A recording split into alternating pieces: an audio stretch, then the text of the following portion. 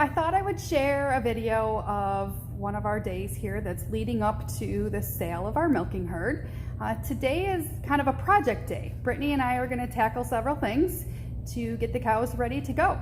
The first thing we're going to do, which is normal maintenance, doesn't really have anything to do with them being sold, but we're going to clean the bunk. So what that means is we scoop out the food that the cows have not been eating. It's called refusals.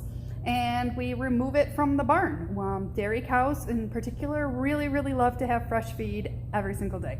And that's the beauty of the feeding robot that we have, is that it does deliver fresh food all day long, every day. But every once in a while, you know, the feed gets ahead of them, especially during the summer months. It will heat up and can start to mold. So we like to clean it out, give them a nice fresh, clean plate to eat off from. So we're gonna do that. And then we're going to move all the cows to one side. We're going to put some lime down on the bedding in their stalls on that side. And then we're going to throw some sand in, which you've seen before.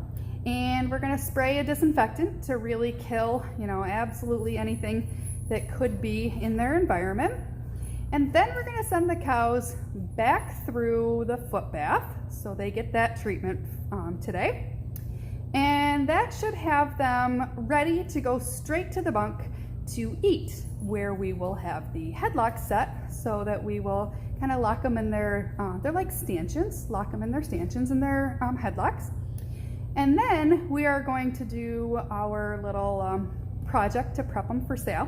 When you first map a cow on a new robot, and you know, subsequent times actually, the laser needs to be able to see the udder and their teats so that it can line up properly and connect.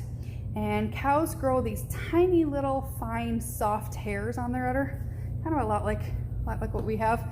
And those tiny little hairs can interfere with the laser's ability to see their teats correctly.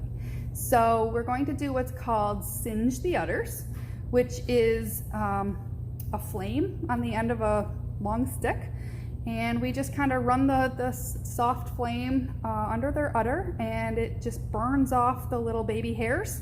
It is not burning their skin. They do dance around a little bit, mostly because of the heat. They feel the heat, but it does not hurt them, and it probably actually doesn't hurt even nearly like what it does when us ladies get our you know, our eyebrows waxed.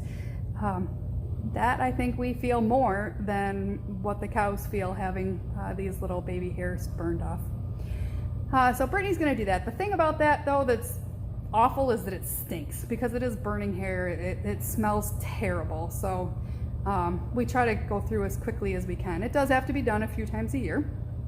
And then I am going to come along behind, and I am going to use these scissors to trim the cows' tails.